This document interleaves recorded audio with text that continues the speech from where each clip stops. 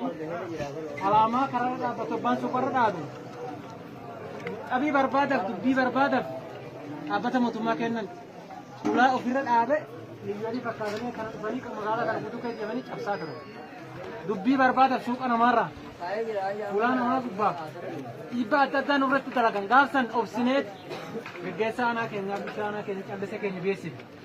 Kwaasa kanan jammaruu wallaan dhukkaafni kun hoggaa dhukka'e nama miidhagaa namatti haajamu akka nu galaafatu biyenni akka nama nurraatu biyenni akka sabni kunuutti biyenni duuti nama akka nama faayyanne biyenni ammoo isaan nurratti duulanii magaalaa kana guutuu kee deemaniiti namni takka namni dhukkisuu wallaale hin jiru hin obsinaa boquu gadi qabannaa magaalaa kana guutuu kee deemanii kalaamaa buqqisanii babbaqassanii suuqa namarraa hulaa namarraa karaarraa dhiibbaa adda addaa hojjetanii yaa'an itti dhiinee obsineeti callisaa fi isaanaa keenyaa beeksise.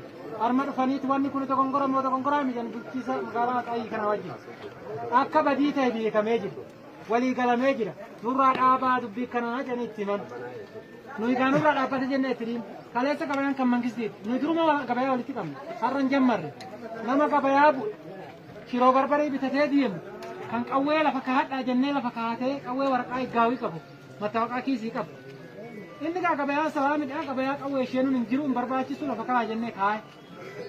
Gabayaa keessatti dhagaan dhahanii gaggabsanii hirmarraa hiikkatan jawwaalarraa fudhatan kiisidha maallaqa basaaffasu. Kun guutuu nurratti ta'e jechuudha. Qabii barbaada. Saniifuu jaalannee utuu hin ta'in dirqamneeti kan itti isheen. Ammaas uummanni kun amma akkatti dhaabbanna amma maali akkasitti irra. Asumatti nulaan jennee sodaatu jiru. Garuu dhiibbaa magaalaa kana keessa Oromoon namni tokko jiraatu hin qabudha kaayyoon isaanii. Magaalaa Xaayii teenyaa Oromoon nurraa bahuu qabdi. Nuti immoo magaalaa Silattii keessatti dhalanne keessa jirraa karaa gorruu hin qabnu. Namni isin agartan kun sabummaa alaa dhufe malee inni kun qawwee maa hunda onne reefu dhufe. Lakkisaas waliin jennee walii sin lakkisiina garuu mootummaan keenya sirriitti dhaabbatanii naannoo Amaaraa hammuma gubbaa naannoo Amaaraa rakkina qaba. Naannoon Amaaraa as bichaa miti hammuma naannoo rakkina qaba. Nuti fala nu barbaada yookaan Oromiyaa jala galuu barbaada. Abokan ila